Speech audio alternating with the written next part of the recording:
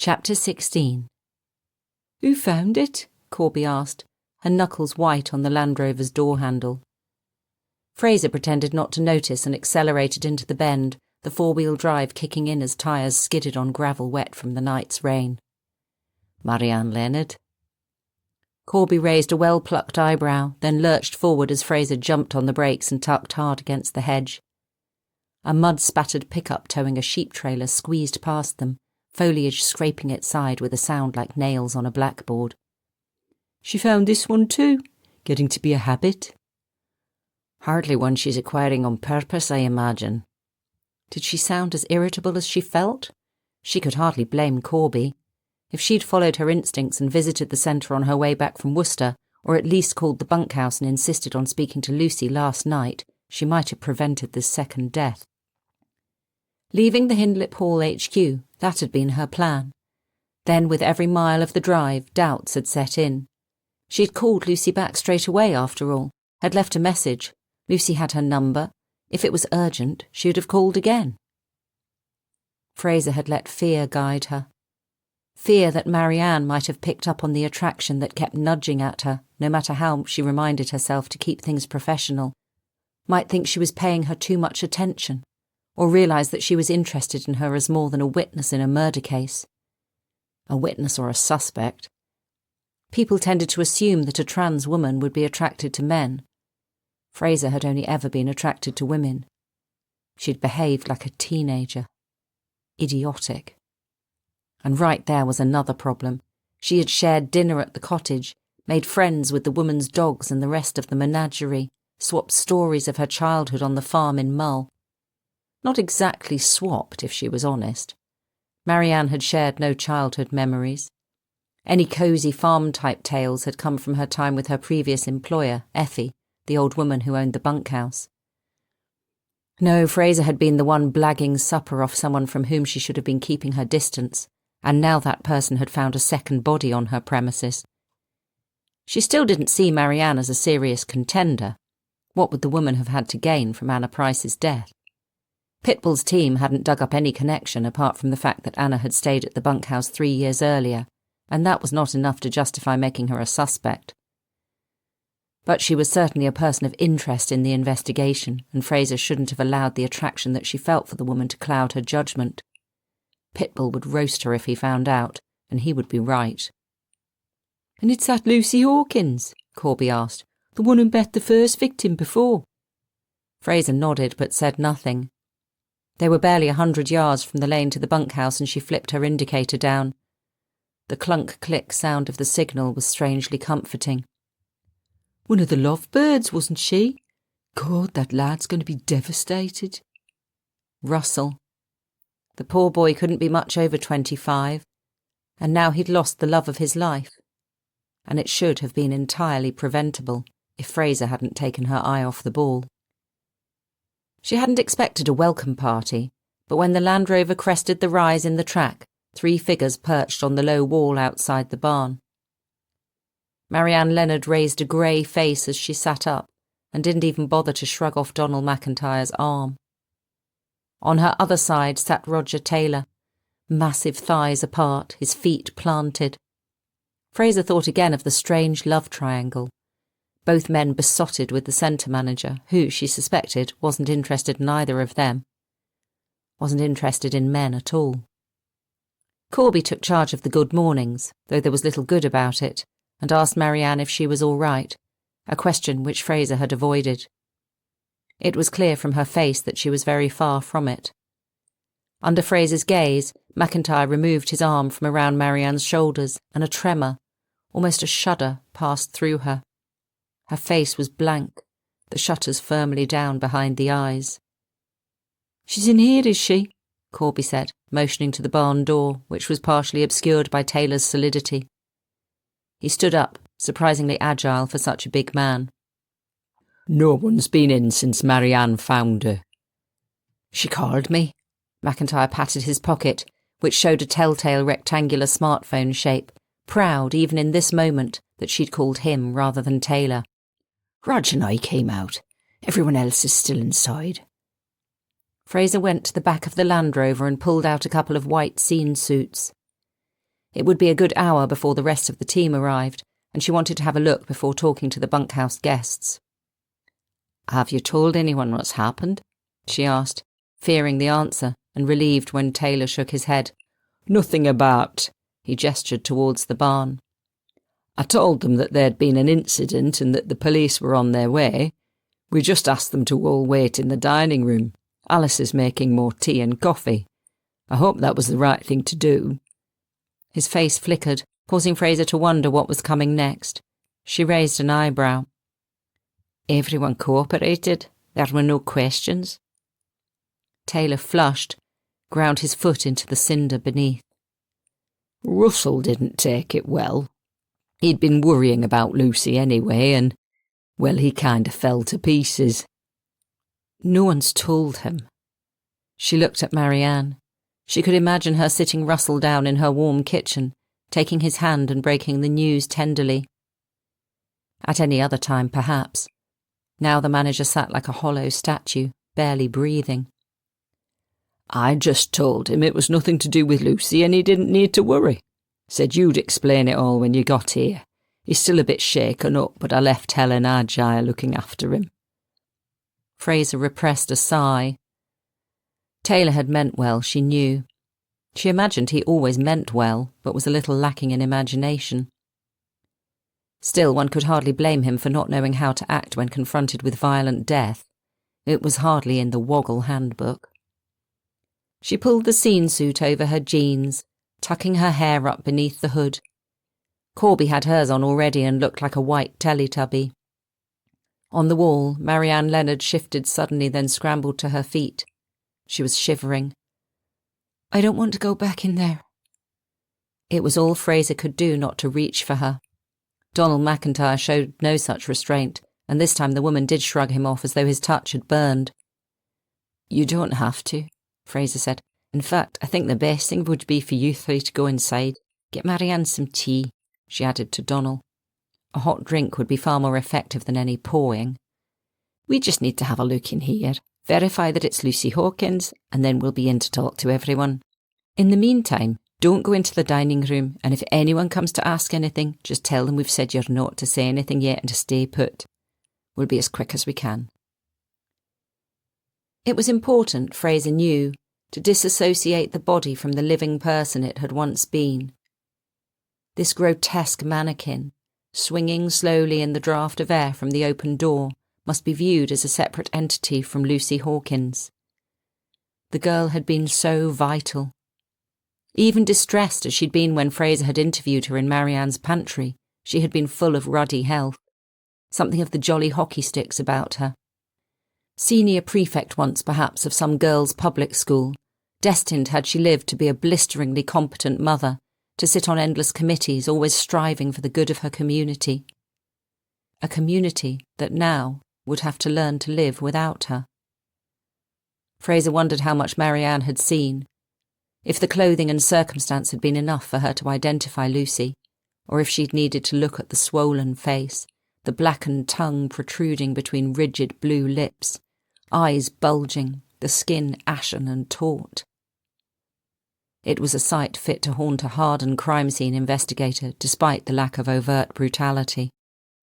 "She couldn't have done it herself then," Corby said, "even if someone's tried to make it look that way." "Why'd you say that?" Fraser asked, although she agreed. Corby had the makings of a promising detective. It would do her good to exercise her investigative muscles. "Well, they've tipped those steps over and all that, made it look like she kicked them away, but if you stood them up, they're about a foot too short. Even on tiptoe, she'd never have got a neck in the noose." Fraser nodded. "So, how do you read it?" "Someone hauled her up there. After she was already dead. If she'd been alive, there'd have been more mess. On the floor. Sorry, I know that's gross. I don't know how to describe it." "No, you're okay. I understand you." There's a bit of damp, but I reckon that's just where her clothes have dripped. It was raining last night, it's not, One feature of death by hanging that rarely aired on TV. Sphincters relax spontaneously, causing the evacuation of urine and faeces. As Corby said, if Lucy Hawkins had hanged herself, there would have been more mess. It would be up to the pathologist to determine the cause of death, but it wouldn't surprise Fraser to learn that she'd been killed elsewhere and the scene carefully staged. It was far too tidy. Just before they finished their inspection, a uniformed constable from Shrewsbury arrived to secure the scene, looking barely old enough to be out of school and more than happy to keep the door of the barn closed until the forensic unit could get there. Fraser spoke to Russell in Marianne's small office, where at least there was some privacy, sending Corby with McIntyre to keep an eye on the rest of the group. She hadn't planned on Roger Taylor joining her, but the course leader insisted on staying with Russell for support, crammed between the desk and the door. Fraser almost expected him to say something about being in loco parentis, forgetting that Russell, though young, was a fully grown man. Perhaps the lad appreciated it. He listened dumbly, asked only why, and sobbed, heartbroken. Beyond the half-open door, in Fraser's peripheral vision, sat Marianne, still as stone in the corner of her kitchen, head bowed and hands in her lap. Beside her, Alice hovered, fluttering like an anxious bird. When there was little more to say, she left Taylor explaining to Russell that the woggle course would not continue, as a mark of respect to Lucy, and that all the participants would receive another course gratis at a time to suit them. An expression of something, contempt perhaps, or irritation, crossed Marianne's face, and Fraser thought she understood it. As if Russell cared anything for these arrangements. He was entirely absorbed in trying to comprehend the permanent loss of his love, that he would never see her again. Perhaps the course leader had never experienced such loss, and lacking imagination, supposed that all Russell needed was some solid, manly practicality. Perhaps Taylor was right. As she entered the dining room, an instant, almost guilty hush fell, as if she had walked in on them engaged in some shameful act, watching porn maybe. The room smelled of anxiety mingled with the scents of coffee and cooked breakfast. Several of the guests looked pale, some recalcitrant and resentful. Fraser scanned each face before she spoke, searching for any sign of foreknowledge, but nothing registered. "Is it Lucy?" pink-haired Claire said, her well-heeled voice piercing the shifting silence. "Has something happened to Lucy?" Lucy, who 2 days ago had been playing cricket in the camping field, full of life. Fraser told them as baldly as she could. No details, bare facts. Lucy had been found dead in the barn. The serious crime and forensic support units were on their way. Everyone would need to stay at the bunkhouse, with apologies to the archaeologists for a further delay to their work, until DCI Pickthall and his team had talked to them. "You're saying we have to stay here?" Wiltshire Sam said, grey-faced. "We can't compel you to remain on site," Fraser said, "but it will make things run more efficiently if you do. DC Corby and I can take statements and we'll have you back at your work as soon as possible. I'm sure you understand we need to talk to everyone who spent last night at the bunkhouse." "She saw something," Claire said abruptly, looking around as though daring any to contradict her. Her tone was hard, underlaid with tears, and she shoved her hair away from her face with an impatient movement. Beside her, Martin Davis sat up a little straighter, as though to shield her. Fraser saw his hand creep to hers beneath the table and close around her fingers. "The night Anna, the first, died," he said. "Lucy told us the other day. She saw something, or someone maybe. She said she was going to tell you." Fraser let her gaze wander the room. Any eyes that were not on her were on the tables in front of them. Wiltshire Sam gazed miserably at his hands, picking dirt from his fingernails. An occupational hazard, she supposed. Only Joe Ingalls looked elsewhere, staring out of the window at the field beyond, his face impassive as ever. Fraser was reminded suddenly of Marianne and her shuttered eyes. "Do you have the authority to be dealing with this?" The imperious tone belonged to Dr. Helen Ajayi. She had been one of Corby's interviewees, and Fraser didn't remember speaking to her directly before. A fines expert from the University of Oxford, McIntyre had said when he first introduced her. "Shouldn't we wait for your senior officer?" Fraser smiled her professional smile, so practised that it reached even her eyes. DCI Pickthall has asked us to take things in hand until the team gets here. It's an hour's drive from Worcester, and we don't want to keep you any longer than necessary. But I thought you were rural crime. Surely you don't have the experience to be dealing with this. The woman's voice was like flint and her eyes no softer. A nervous mutter pervaded the room, and McIntyre looked intently at his colleague, who barely seemed to register the silent instructions he was trying to convey. For a moment he looked as though he might apologise for her, and Fraser was glad that he didn't. She didn't even resent the question, although the hostility puzzled her. Again, she wondered if the simple fact that she existed made the woman uncomfortable. I understand your concern, Dr. Ajayi, and if you want to call DCI Pickthall to check my credentials, I'm happy to give you his number. Likewise, if you'd rather speak to one of his team than to me or DC Corby, then you're welcome to do so. Our priority is to take care of the young woman in the barn with as much respect as possible, and to do everything we can to prevent any further tragedies. For it was a tragedy, the death of Lucy Hawkins, as was that of Anna Price, though the guests who hadn't met her felt it less. Lucy had been one of their own, even if only for a few days. 2 young women, robbed of their lives, meeting a violent end. Both must have felt fear.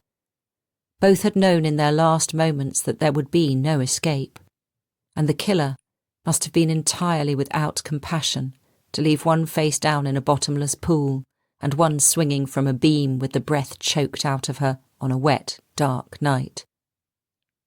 Fraser had met killers who had shown compassion for their victims after death, who had wrapped them in soft fabric or tried to erase all traces of violence from their bodies to make them look as though they were sleeping peacefully. Perhaps that was even more disturbing than this simple brutality.